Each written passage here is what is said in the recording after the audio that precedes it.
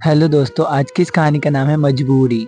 सुषमा अपने मायके आकर बहुत पसंद थी। उसके गर्भकाल का 8वां महीना चल रहा था और लोक रीति अनुसार लड़की की पहली संतान मायके में ही होती है। 6 महीने पहले आकर यही कि डॉक्टर के पास रजिस्ट्रेशन करवा गई, क्योंकि मालूम था कि प्रसव मायके में ही करवाना था। डॉक्टर भी माँ की जान पहचान वाली थी, इसलिए सुरक्षित हाथों में प्रसव होगा एक तसल्ली भी थी। माँ के घर देखभाल के लिए अधिक लोग थे। वहाँ उसकी माँ, पिताजी, भैया, भाभी और उसकी छोटी बहन भी थी। वही ससुराल में केवल उसके सास ससुर और ननद मीता थी। सास ससुर बुढ़ापे में अपनी देखभाल कर ले बहुत हैं और मीता का सारा ध्यान अपने माता पिता पर ही रहता था। ऐसे में अच्छा है सुषमा प्रसव के लिए मायके ही आ जाए। उसके ससुराल वालों को कोई ऐतराज नहीं था।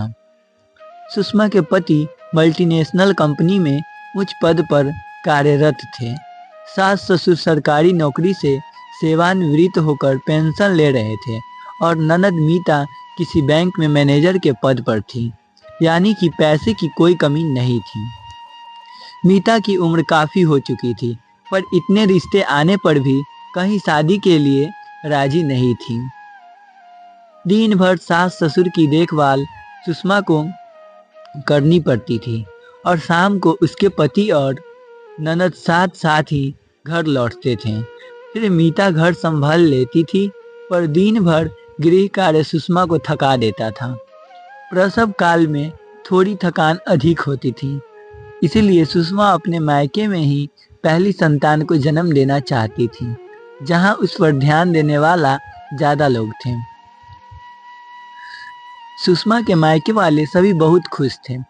उसके परिवार में माता शुरू से ही गृहिणी रही है।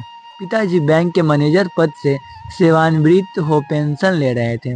भैया का आयात निर्यात का व्यापार था। भाभी घर पर ही स्कूल के बच्चों की ट्यूशन लेती थी और छोटी बहन इंजीनियर कॉलेज में पढ़ती थी। सभी परिवार वाले आने वाले उन्हें मेहमान के स्वागत की तैयारी कर रहे थे। रोज कभी कुछ खरीद कर लाते, कभी कुछ, जैसे किसी दिन झूला, किसी दिन बच्चे के कपड़े, किसी दिन खिलौने। सुषमा का पूरा कमरा छोटे बच्चों के सामान से भरता जा रहा था और प्रसव का समय भी नजदीक आ रहा था। सुषमा के परिवार में एक बहस छिड़ गई थी। गुड्डा आएगा या गुड़िया, पर वो इस बहस में शामिल नहीं थी। वो और उसके पति कहते थे, जो भी हो तो अपनी संतान ही।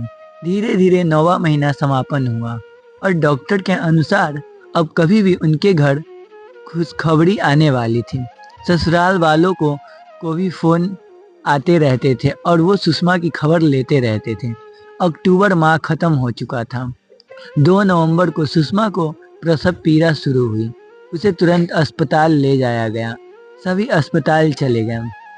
उसके भैया उस दिन काम पर नहीं गए। डॉक्टर ने कहा सिजेरियन करना होगा और उसके माता पिता से सहमति ले उसे ऑपरेशन थिएटर ले गए। 3 घंटे पश्चात डॉक्टर ने बाहर आकर उन्हें मुबारक दी कि उन्हें नाती हुआ है। सभी खुश होकर एक दूसरे को मुबारक देने लगे और सुषमा के कमरे की ओर लपके। सुषमा सबसे मिलकर मुस्कुरा रही थी और नन्हा मुन्ना पलने में सो रहा था। मुन्ने के पिताजी और दादा दादी और बुआ की भी बधाई मिल रही थी और नन्हा मुन्ना पलने में सो रहा था। मुन्ने के पिताजी और दादा दादी और बुआ की भी बधाइयाँ मिल रही थी। 2 दिन बाद सुषमा को अस्पताल से छुट्टी मिली। तब तक मुन्ने के पिताजी उससे मिलने आ गए थे। अगले दिन से ही सुषमा और उसके मुन्ने को देखने के लिए दोस्तों रिश्तेदार का तांता लग गया। 1 सप्ताह तक यही सिलसिला चला। मुन्ने के पिताजी वापस लौट चुके थे। सुषमा और मुन्ने की देखभाल के लिए उसकी माँ ने आया को बोलकर एक 24-25 साल की एक लड़की रखी थी, जो मुन्ने की देखभाल के लिए सुषमा के कमरे में रहती थी। एक दिन सुषमा ने बाजार से कुछ मंगवाने के लिए अपने पर्स से कुछ पैसे निकालने चाहे तो उसे लगा पैसे कम हैं। जितने उसने रखे अगले 4-5 दिन उसे लगा पैसे और भी कम हैं। अब उसे लगा कुछ गड़बड़ है, कहीं ये लड़की तो उसके पर्स से पैसे नहीं चुराती है। आया पर तो शक नहीं कर सकते, कई वर्षों से माँ के यहाँ कार्यरत है। उसने ठान लिया कि चोर को रंगे हाथों पकड़ेगी। फिर वो अगले दिन दरवाजे के पीछे से उस नई लड़की पर नजर रखे रही, पर उस लड़की ने ऐसा कुछ नहीं किया। उसके पर्स से पैसे फिर भी कम हो गए। उसने सोचा अब कौन हो सकता है, अब तो आया ही बची है। खैर उसने उस पर नजर रखी और 2 दिन बाद असली चोर उसके पैरों में था।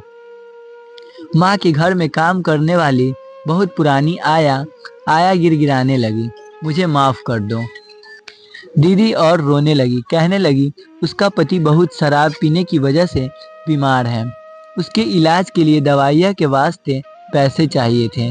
मैं मजबूर हो गई थी, आप किसी को ना बताना, मैं आगे से ऐसे कुछ नहीं करूँगी।